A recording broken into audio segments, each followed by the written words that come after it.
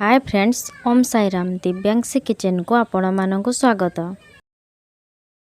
आज मु निर्दशा बनवा जाऊँगी। यह बनवा बहुत सहज एवं बहुत टेस्ट भी लगी था। घरे केवल चाउल एवं नड़िया थिले आपण माने आराम से बनई पारे। तो चलतु रेसिपी को लास्ट जाए देखा। अरुआ चाउल 1 कप नहीं। चाउल को मु भल भावे धोई 4-5 घंटा पानी रे बतुरे रखी थी। नड़िया हाफ कप नहीं। रिफाइन तेल नहीं। नड़िया 4 चामच एवं भजा बादाम 5 चामच नहीं। लंका पाउडर, गोटा जीरा 1 चामच, सोरिष 1 चामच एवं 1 सुखिला लंका नहीं। रसुण 12टी नहीं। 2टी कंचा लंका नहीं एवं पियाज नहीं। किछि भूसंग पत्र, स्वाद अनुसार लूण एवं गरम पानी। एबे चलंतु बेटर आमे रेडी करिबा। एबे आमे आवश्यकता अनुसार पानी दे ग्राइंड करि नबा चाउल एवं नड़िया को।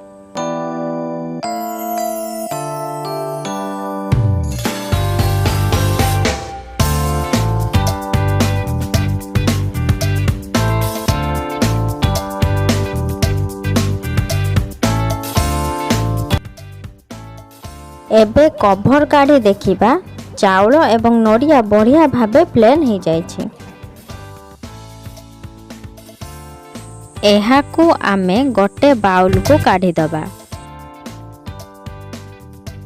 परे कभर देई गोटे साइड को रखी दबा। परे दशा पाई आमे बादाम चटनी रेडी करिबा। मैं गोटे चामच तेल देई किछि रसुण सेतिरे पकेबा। काटी रखिथिबा पियाज को सेतिरे ऐड करिबा। तापरे 2-3 मिनिट पर्यंत आमे हल्का फ्राए करिदबा। टिके ब्राउन कलर हेबा पर्यंत। देखंतु पियाज एवं रसुण आमर हल्का भाजी ही आसिलानी। एबे आमे गोटे प्लेट को काढ़ी किछि समय ठंडा करि नबा।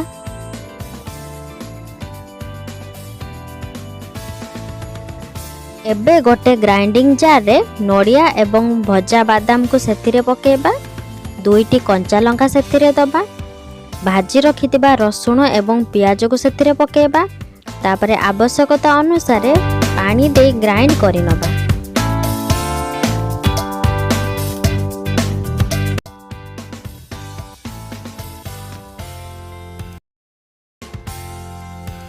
एबे देखंतु चटनी आमर बढ़िया भावे प्लेन हो जाइछि। एबे आमे छुंक दबा।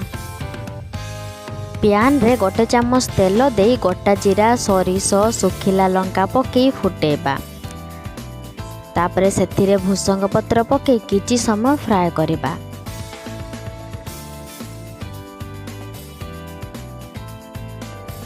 सेथिरे हाफ चामच लंका पाउडर पके मिक्स कली।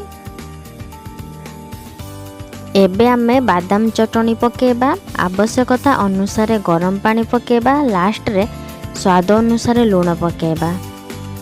एबे देखंतु निर्दशार चटनी आमर रेडी।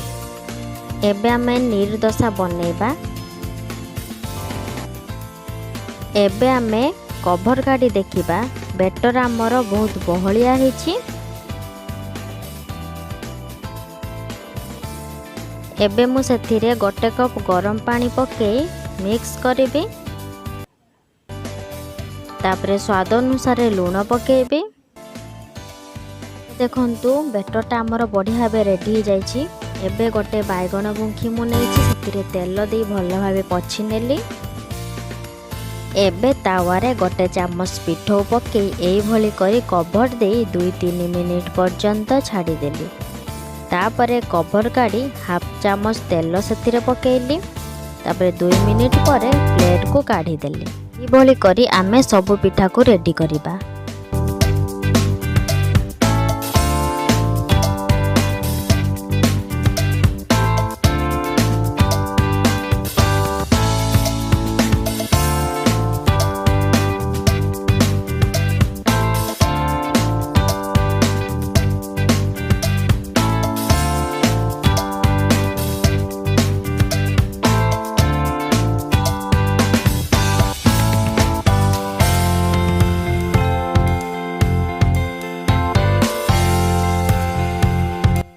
जदि एही रेसिपी आपमनଙ୍କୁ ଭଲ ଲାଗିଛି ତେବେ ଲାଇକ୍, ସେୟାର ଏବଂ ସବସ୍କ୍ରାଇବ୍ କରି ପାଖରେ ଥିବା ବେଲ୍ ଆଇକନକୁ ପ୍ରେସ୍ କରନ୍ତୁ।